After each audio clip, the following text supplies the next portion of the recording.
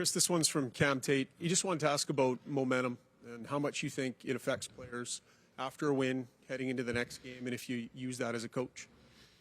No, I don't think momentum has much impact. I think it feels great after a win, but I think the next day it's completely gets eliminated, and it's a new game from there. And for me, just in terms of your team's ability to come back in games, what do you kind of notice about them on the bench when you're down a few goals, the way they handle themselves in those stressful moments, and if you've seen that grow a little bit? Obviously, they're an older team. They've been through a lot. They've seen a lot of experiences, games, up and downs, and they are very level-headed. They don't get discouraged. They have a strong belief that no matter what happens, they can overcome it, whether it's a lead that's maybe slipping away or a lead that we have to overcome and really push. We change our game a little bit, little details. Maybe we become a little more assertive, a little more aggressive on trying to score a goal, whatever it is. But our base, our structure is all pretty similar, and we don't deviate from our plan very much. And I think that's really nice from a coach's standpoint to see the guys stick with it and feel that they can overcome anything. Right side, front row. Hey, Kris. We're in an era where a lot of goalies will not talk on game day, and then today you had Stuart Skinner stand there and talk to 3 waves of reporters coming in. I just want to ask you about his demeanor and his play right now, and just the confidence he seems to have and the confidence you guys have in him in this final. We've got a lot of confidence in our goalies, and both of them have showed that they can win us games. Stu started, and Pix came in and gave us six starts, I believe. It was 6-0, and unfortunately got injured, and Stu came in, and since Stu's coming in, he's been phenomenal. And I don't know, I think both those guys right now, you look at them and they're just enjoying the ride. Obviously, I think a lot of the guys are. We've got a good group of guys who like being together and like playing hockey. So it's just ideal. It's June. Not many guys are playing hockey right now, and they're enjoying the moment. And Stu's no different. And like anyone, they want to have success. They want to be playing well and doing well, and he is. But I like that he likes being in the situation he's in. Stay up front. You've coached Connor McDavid for a long time, going back to Erie. I'm wondering what you've seen change in his sort of demeanor and how he handles himself. Or he was your captain in Erie and all that, not a young man anymore. But what have you sort of seen in sort of his development as a person? Well, when I was coaching him in junior, he was a young man, as you said, but he was very mature. And even when I was coaching him at 15, he was mature beyond his years. And I remember the players having extreme amount of respect for him, where some guys could have felt, here's this young 15-year-old coming in, young guy taking over and wanting to be in the spotlight. He didn't want to be in the spotlight. He wanted to deflect that attention to his teammates. As for him now, I don't necessarily see him change that much. He's a very mature man. He's very cognizant of his teammates. He's very driven to win. Opposed to being a teenager to now somebody who's in his 20s. It's very similar. Just he's 10 years older now. Right side, fourth row.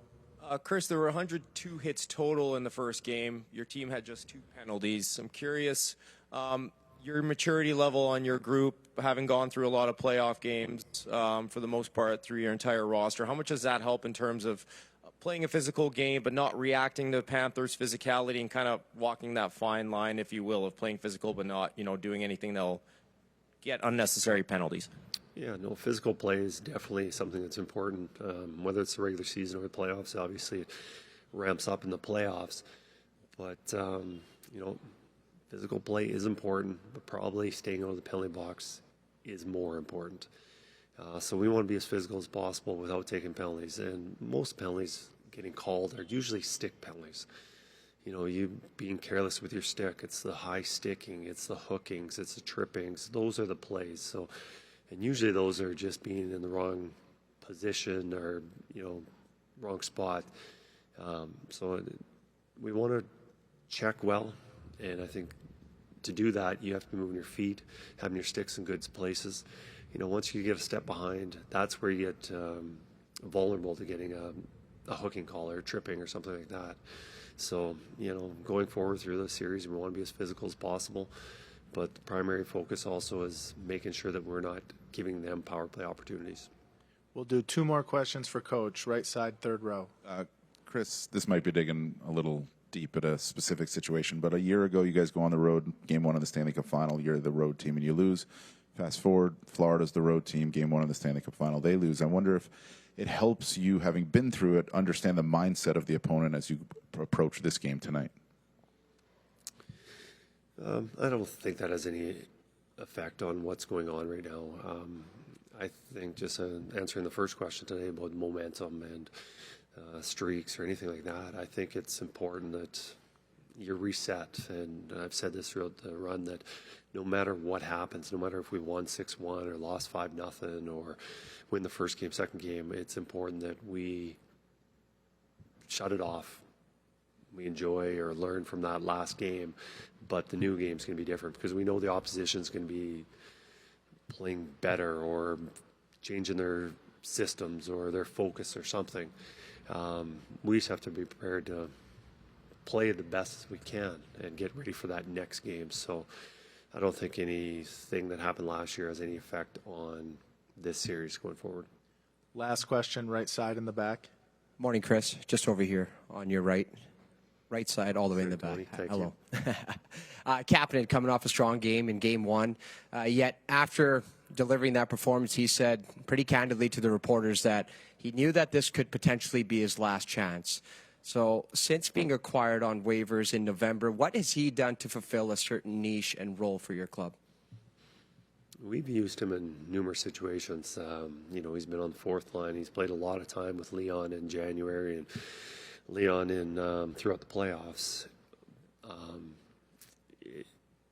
Right now, through the playoffs, since he entered, I believe it was Game 3 against Vegas, he has given us pretty much A-plus performances almost every single night, where in the regular season, there were some of those nights, but not enough of them. And, throughout the playoffs, we were getting a bunch of guys that came in the lineup, kind of pushed him out. But we knew that at some point we were going to need him. And since we've needed him, he's really delivered. Is the physical play. He's had numerous hits.